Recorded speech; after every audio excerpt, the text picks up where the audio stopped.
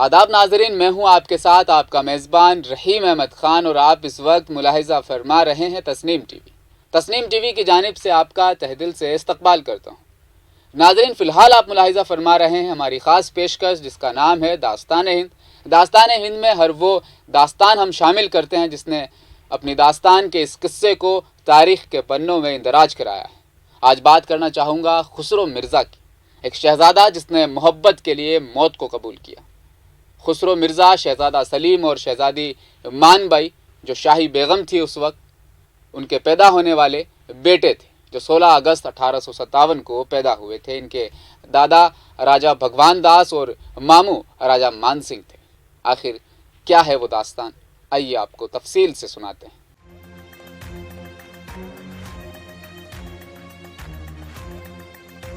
خسرو مرزا، ایک شہزادہ جس نے محبت کے لیے موت کو قبول کیا۔ خسرو مرزا شہزادہ سلیم اور شہزادی مان بائی کے پہلے پیدا ہونے والے بیٹے تھے جو 16 اگست 1587 کو پیدا ہوئے۔ ان کے دادا راجہ بھگوان داس اور ماموں راجہ مان سنگھ تھے۔ ان کی بیوی طاقتور خان الخان رحیم کی بیٹی تھی۔ ان کا بڑا بیٹا دلاور خان تھا اور اس کا دوسرا بیٹا بلند اختر تھا۔ ان کی پسندیدہ بیوی خانہ خان رحیم کی بیٹی تھی۔ کہا جاتا ہے کہ خسرو اپنی اچھی طبیعت کی وجہ سے شہریوں میں بے حد مقبول تھے اور اپنی عمدہ نظم و نسق اور آداب اور عسکری مہارت کے لیے نوبل انعام یافتہ تھے۔ اکبر چاہتا تھا کہ وہ شہنشاہ کے طور پر کامیاب ہو۔ خسرو جان بوجھ کر اپنے والد کے خلاف نہیں جانا چاہتا تھا، لیکن نوبلوں اور اکبر خود اسے اپنے والد کے خلاف تخت کے ایک جائز وارث کے طور پر کھڑا کرنا چاہتا تھا۔ جب جہانگیر نے اپنے والد کے خلاف بغاوت کی اور اپنے چچا مراد اور دانیال کے ساتھ افیون پی کر مر گئے تو ان کے پاس اپنے دادا اور عدالتوں کی خواہشات پر عمل کرنے کے سوا کوئی چارہ نہیں تھا۔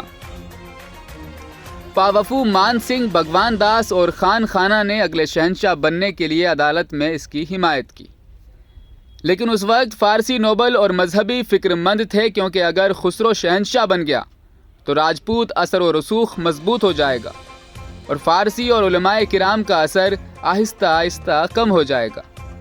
انہوں نے خفیہ طور پر جہانگیر کو اس وعدے پر شہنشاہ بنانے کی سازش شروع کر دی کہ وہ اپنے والد شہنشاہ اکبر کے آزاد خیالوں کی بجائے عدالتی معاملات کے ایک آرتھوڈوکس اسلامی طریقے پر چلیں گے۔ جہانگیر نے نوبل جیتنے کے لیے حمایت پر اتفاق کیا۔ نیز جب جہانگیر اپنے والد ملنے آگرہ کے قلعے میں گیا تو ایک درباری آیا اور اسے خسرو کے آدمیوں کے ہاتھوں سے قتل کرانے کی سازش کے متعلق خبردار کیا اور اسے واپس لوٹنا پڑا۔ جہانگیر کی سوتیلی ماں رقیہ اور سلیمہ بیگم تیموری شہزادی نے بھی صرف ان کی حمایت کی، اور اکبر کو بتایا گیا کہ تیموری روایات کے مطابق وہ اپنے بیٹے کو شہنشاہ نہیں بنا سکتا جب تک باپ زندہ تھا۔ اکبر نے آخرکار جہانگیر کو مستقبل کے شہنشاہ کے طور پر تاج پہنایا۔ 1605 میں افیون کی زیادہ مقدار رکھ کر خودکشی کر لی۔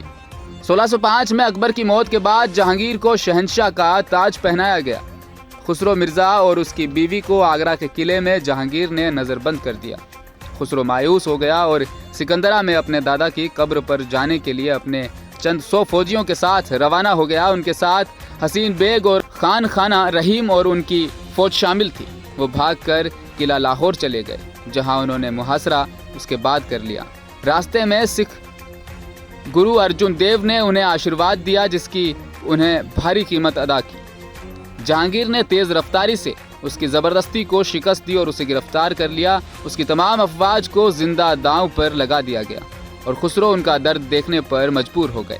آخرکار ایک سپاہی کو حکم دیا گیا کہ ان کی آنکھوں میں دھاتی تار چھید کر اسے نابینا کر دیا جائے۔ لوگوں کی طرف سے کہا جاتا ہے کہ خسرو اتنا بہادر تھا کہ وہ اپنے احتجاج یا ایک لفظ بھی نہ بول سکے، کیونکہ یہ طریقہ کار انجام دیا گیا تھا، اور اس سے مقامی شہریوں نے شدید درد میں ان کی ہمت کے لیے ان کی مزید تعریف کی تھی۔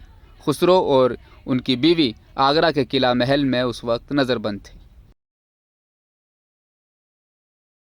داستان ہند کی آج کی اس خاص قسط میں فی الحال اتنا ہی۔ آپ دیکھتے رہیے تسنیم ٹی وی، اپنا خیال رکھیے گا۔ اللہ حافظ۔